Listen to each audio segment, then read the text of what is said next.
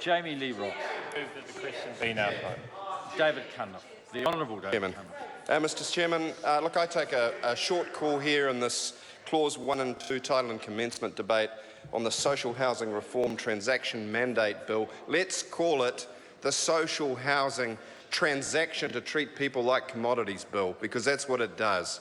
I'd like to acknowledge my colleagues who've spoken, Sue Moroney, Jacinda Ardern, with her passionate plea about treating people as part of communities. Sue Moroney, who talked about her community of Hamilton and how this will affect it. My West Auckland colleagues, Carmel Sepuloni and Phil Twyford, who've spoken so eloquently and passionately about the way that this iniquitous bill will affect the real people of West Auckland, our constituents.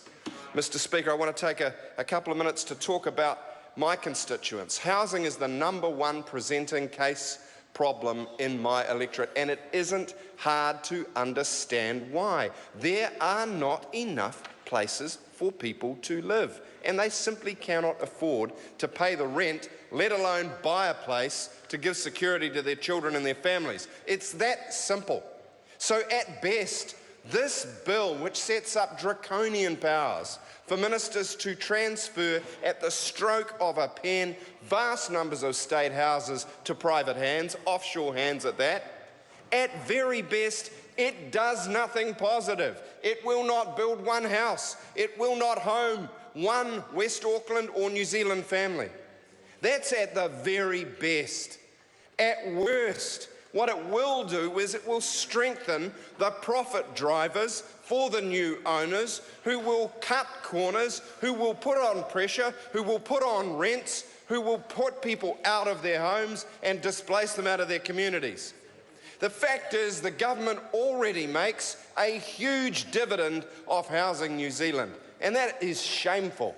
Housing New Zealand used to be a social housing provider there to provide a safety net for people who couldn't afford it themselves, for whom hard times or bad luck or sometimes bad decisions or ill health or incapacity meant that they were in trouble. And it was a leg up and a way back.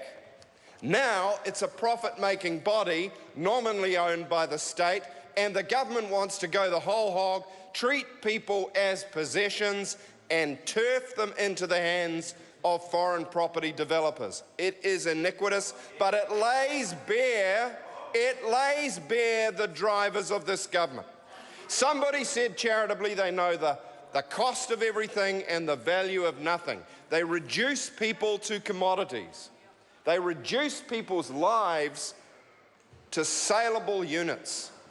They take an asset that has taken generations to build up and propose through this bill to give a minister or two ministers the power to transfer that public asset into private hands. It is the biggest privatisation we've seen in decades.